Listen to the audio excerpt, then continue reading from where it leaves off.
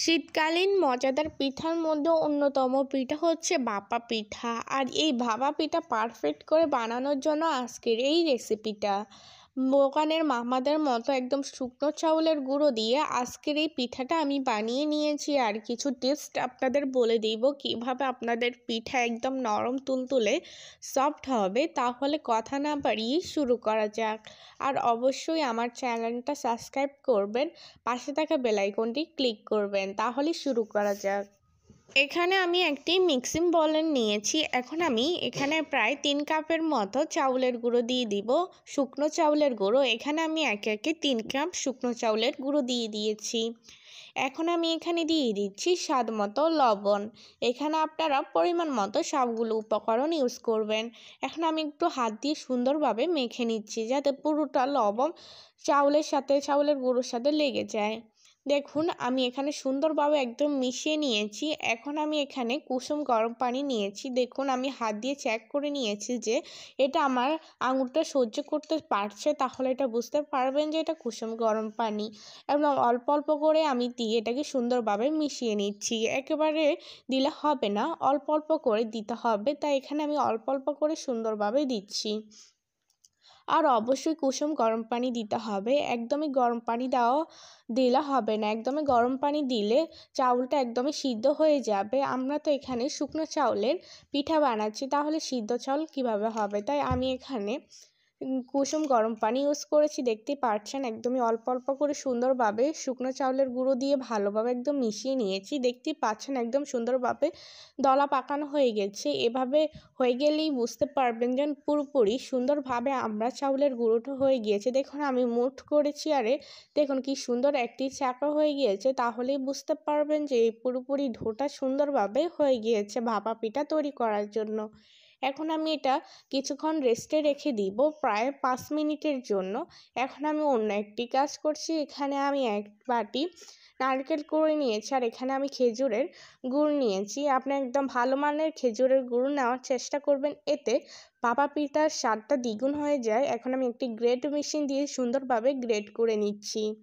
কিছুক্ষণ ধরে এভাবে গ্রেটটা করে নিতে হবে। দেখুন আমি এই পরিমাণ গ্রেট করে নিয়েছি, বেশি পরিমাণে করা যাবে না, তা না হলে গুড়টা গলে যাবে। দেখুন আমি 5 মিনিট আগে যেই ঢোটা সুন্দরভাবে রেস্টে রেখেছি, এখন আমি হাত দিয়ে তা সুন্দরভাবে একদম মেখে নিচ্ছি যাতে না লেগে না থাকে বা দলা পাকিয়ে না থাকে। দেখতেই পাচ্ছেন আমি এভাবে তৈরি করে নিচ্ছি। আপনারা এভাবে তৈরি করে নেবেন, খুবই সহজ, জাস্ট কিছু টেস্ট সহজ করলে। আর এখানে আমি একটা চালনির মধ্যে ওই গুঁড়োকে একদম চেলে নিচ্ছি যাতে একদম মিশ হয়ে গুঁড়োটা বের হয়ে যায়। দেখতে পাচ্ছেন এভাবে আমি অল্প পরিমাণে কিছুটা করে নিচ্ছি। এভাবে অল্প অল্প করে পুরোপুরি করতে হবে।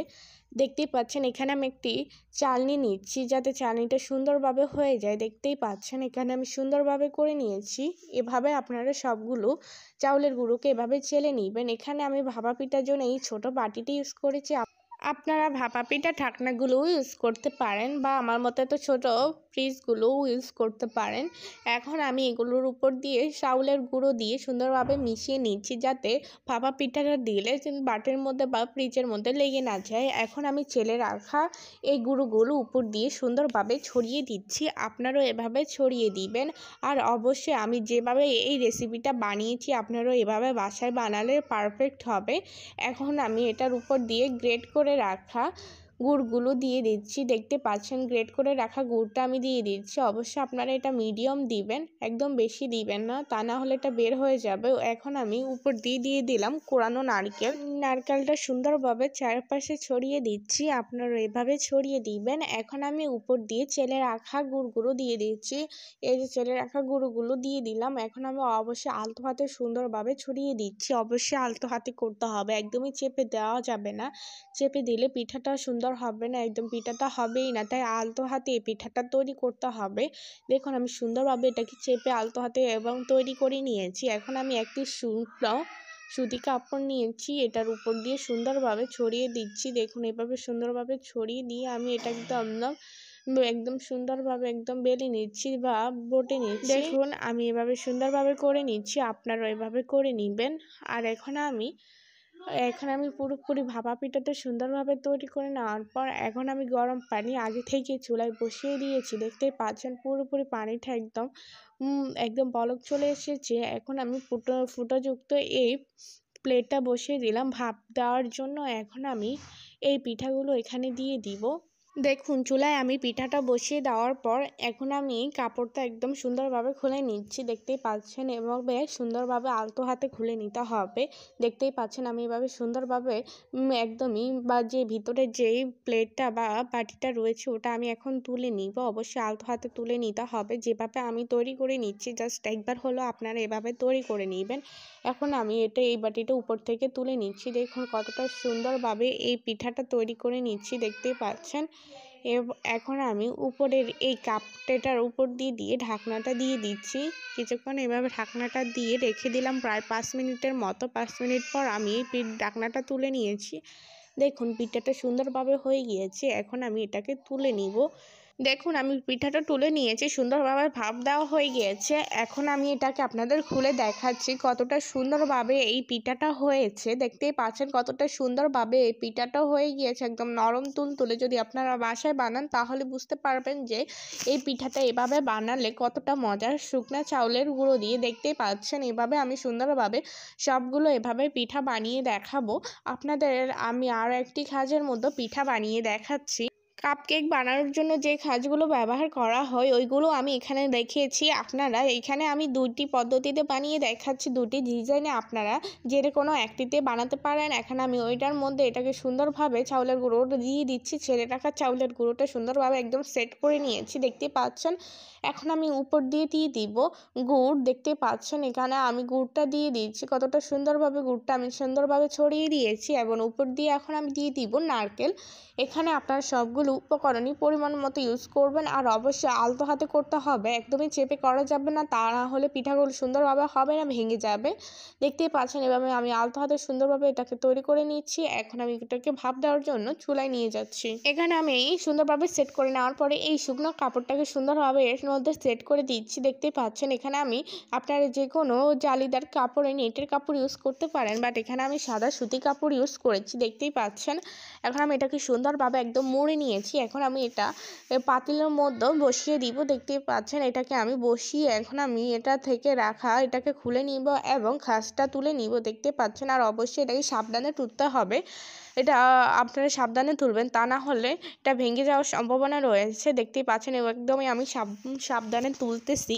আর যদি আমার চ্যানেলটা সাবস্ক্রাইব করবেন যদি রেসিপিটা ভালো লেগে থাকে। দেখতেই পাচ্ছেন কতটা সুন্দরভাবে আমি তুলে নিয়েছি। এখন আমি উপর দিয়ে সুন্দরভাবে কাপড়টাকে একদম সুন্দরভাবে ছড়িয়ে দিচ্ছি। এখন আমি এটার উপর দিয়ে আরেকটি ঢাকনা দিয়ে রেখে দিব প্রায় 5 মিনিটের জন্য। আর চুলার আঁচটা একদমই মিডিয়াম রেখে দিবেন। 5 মিনিট পর আবার চলে আসছি। 5 মিনিট পর আমি ঢাকনাটা তুলে নিয়েছি। দেখুন কতটা সুন্দরভাবে পিঠাটা তৈরি হয়ে গিয়েছে। এখন আমি তুলে নিব, আপনাদের তুলে দেখিয়ে দিব যে কতটা সুন্দরভাবে হয়ে গিয়েছে। দেখতেই পাচ্ছেন। এখন আমি এটাকে নামিয়ে নিলাম। এখন আপনাদের এটা আমি খুলে দেখাবো কতটা সুন্দরভাবে হয়েছে। এই যে দেখতেই পাচ্ছেন এখন আমি কাপড়টা খুলে দেখাচ্ছি কতটা সুন্দরভাবে এই ডিজাইনটা হয়ে গিয়েছে। দেখতে কতটা লোভনীয় লাগছে। মাশাআল্লাহ এইভাবেও আপনারা বাসায় বানাতে পারেন। কতটা যে সুন্দর দেখাচ্ছে, জাস্ট আপনারা একবার হলো বানাবেন। আর এভাবে যদি আপনারা বানান তাহলে অবশ্যই সবগুলো পিঠা সুন্দরভাবে সফট হবে। তাহলে পরিবেশন করি।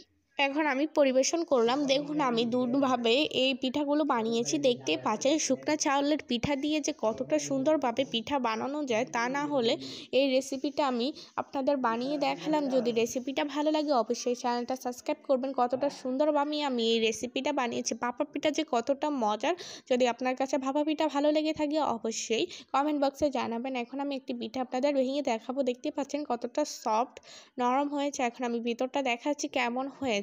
জাস্ট একবার হলো দেখেন কতটা যে মজার হয়েছে। যদি রেসিপিটা ভালো লাগে অবশ্যই চ্যানেলটা সাবস্ক্রাইব করবেন, পাশে থাকা বেল আইকনটি ক্লিক করে রাখবেন। ভালো থাকবেন, সুস্থ থাকবেন, আল্লাহ হাফেজ।